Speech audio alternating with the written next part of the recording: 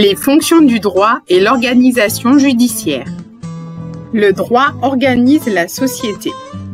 Le droit fixe des règles. Il n'y a pas de vie possible sans règles qui limitent la liberté des individus. Lorsqu'un individu ne respecte pas ces règles, il est sanctionné par un juge. Les fonctions du droit. Le droit a 3 fonctions. Il organise la vie en société avec des lois qui régissent la vie économique, droit du travail, des entreprises ou la vie privée, droit de la famille, de l'enfant.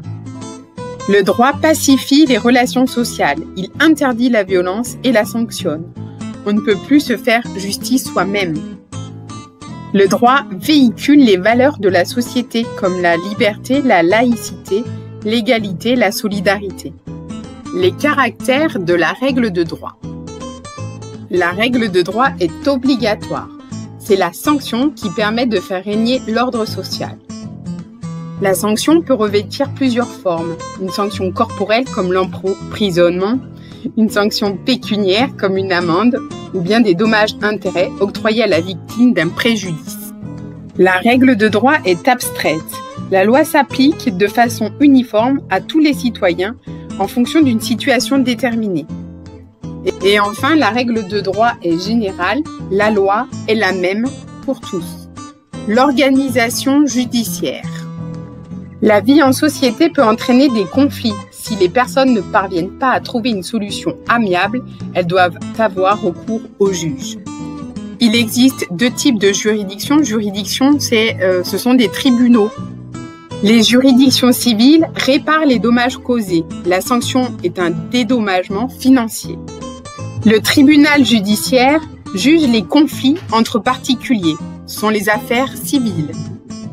Le conseil des prud'hommes juge les conflits entre employeurs et salariés du secteur privé. Et enfin, le tribunal de commerce juge les conflits entre les commerçants, litiges, fournisseurs, faillites. Les juridictions pénales jugent les infractions à la loi. La sanction est une amende et/ou une peine de prison.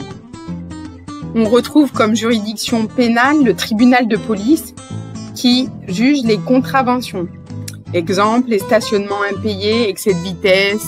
Le tribunal correctionnel juge les délits, c'est-à-dire les infractions intermédiaires entre la contravention et les crimes.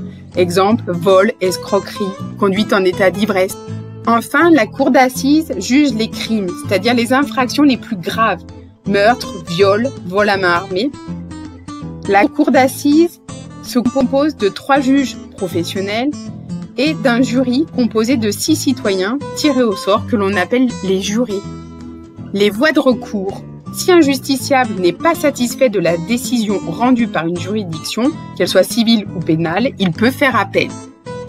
Il s'adressera alors à la cour d'appel qui rejuge l'affaire et rend sa décision que l'on appelle un arrêt. La Cour de cassation est une juridiction unique qui siège à Paris. Elle est placée au sommet de la hiérarchie judiciaire. Elle ne juge pas une 3e fois, mais elle vérifie que les tribunaux et la cour d'appel ont pris des décisions conformes au droit.